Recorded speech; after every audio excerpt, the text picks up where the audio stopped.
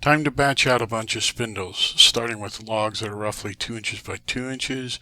I'll cut them into rough lengths using the circular saw.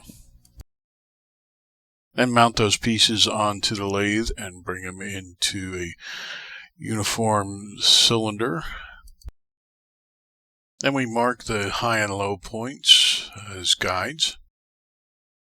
With a parting tool and a pair of calipers, we'll use the low point guides to get our correct depth. These will end up being the various coves of our spindle. Now we can start to rough out the shape of our spindle. As we go, we'll refine it more and more closer to what we are after.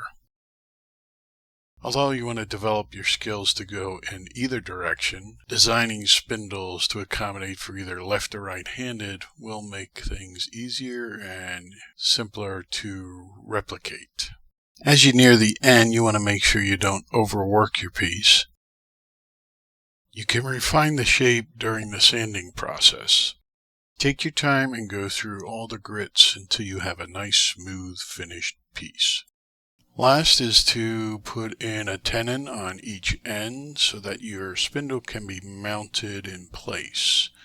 Here again, using calipers to make sure you get the right size.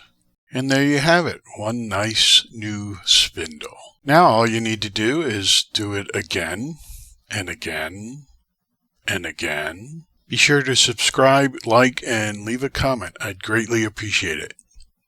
Now who's going to clean all this up?